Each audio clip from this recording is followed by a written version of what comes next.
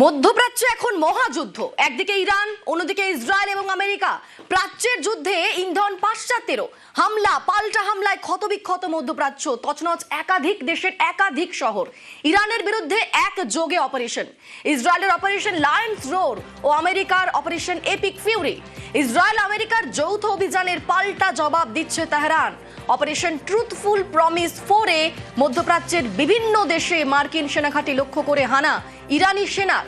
ইসরায়েলের পাশাপাশি দুবাই, কাতার, Bahrain, UAE, Saudi আরব, Kuwait, Pakistan পর পর দেশে মার্কিন ঘাঁটি লক্ষ্য করে মিসাইল।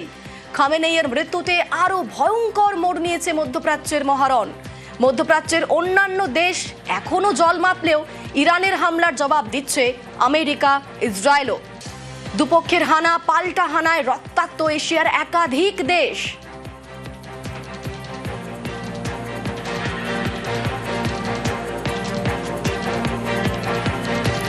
এই মুহূর্তে আমাদের সঙ্গে সরাসরি রয়েছেন আন্তর্জাতিক সম্পর্ক বিশেষজ্ঞ সংঘমিত্রা সরকার। আপনাকে নিউজ 18 বাংলায় স্বাগত। এই গোটা বিশ্বে যদি এখন এই যুদ্ধ পরিস্থিতি আরো বাড়তে থাকে, চলতে থাকে, তাহলে তো গোটা বিশ্বের একটা অর্থনৈতিক প্রভাব পড়বেই। ভারতের ওপর এর প্রভাব কতটা পড়তে পারে, এটাই এখন সাধারণ মানুষের মনে, সবার মনে কিন্তু একটাই প্রশ্ন।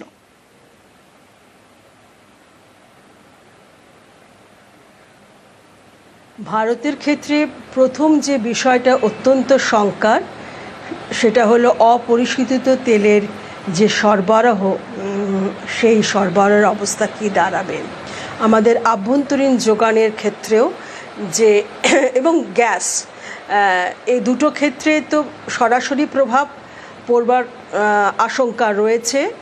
আন্তর্জাতিক বাজারে আপনারা নিশ্চয়ই জানেন যে তেলের দাম, অপরিশোধিত তেলের দাম বেড়ে যাচ্ছে এবং তেলের দাম বাড়া মানে যেটা দাঁড়ায় সমগ্র আভ্যন্তরীণ বাজারে এর প্রভাব পড়বে। এটা হলো অর্থনৈতিক বিষয়। আমরা শেয়ার মার্কেটের দিকেও দেখছি যে বেশ সেখানেও তার প্রভাব পড়ছে এবং কোনোটাই আমাদের পক্ষে খুব ভালো দিকে নয়। ভারতের বহুদিনের নির্ভরযোগ্য সম্পর্ক যে কটি দেশের সঙ্গে রয়েছে তার মধ্যে ইরান। ইরানের আভ্যন্তরীণ পটভূমি যতই পরিবর্তিত হোক না কেন, ভারতের ক্ষেত্রে ইরান ছিল একটি নির্ভরযোগ্য সম্পর্কের নাম এবং সেক্ষেত্রে এই যে ঘটনাগুলো ঘটলো, এই প্রসঙ্গে আমি বলে রাখি, যেভাবে আয়াতুল্লাহ খোমেনির হত্যা হলো তা অত্যন্ত দুর্ভাগ্যজনক এবং সার্বিকভাবে আন্তর্জাতিক নিয়ম নীতির সব কিছুর পরিপন্থী।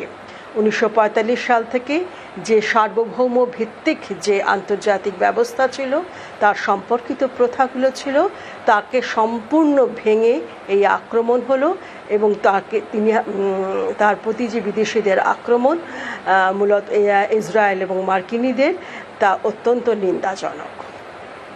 যদিও পাশাপাশি আমরা দেখতে পাচ্ছি যে এখনো পর্যন্ত, আমি কিছুক্ষণ ধরে খুঁজবার চেষ্টা করছিলাম, যে ভারত সরকারের পক্ষ থেকে এখনো কোনো সেরকম কোনো মন্তব্য পাওয়া যায়নি। কেন পাওয়া যায়নি সেটা হয়তো সময়ের সঙ্গে সঙ্গে উঠে আসবে। যে বিষয়টা, আরো একটা প্রশ্ন, যে এই যে যুদ্ধ, এই যুদ্ধ কি ইমিডিয়েটলি বন্ধ হওয়ার পথে কোনো লক্ষণ দেখা যাচ্ছে, নাকি এই যুদ্ধ আরো বেশ কিছুদিন ধরে চলবে?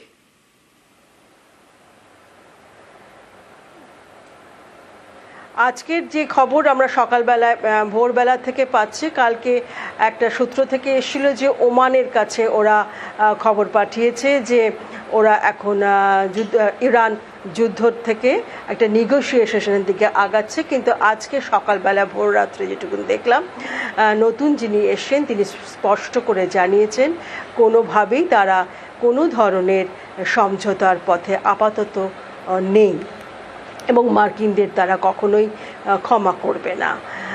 সুতরাং যুদ্ধ সেই হিসাবে মনে হচ্ছে এখনো বেশ কিছুদিন চলবার আশঙ্কা রয়েছে। বেশ, অনেক ধন্যবাদ আপনাকে।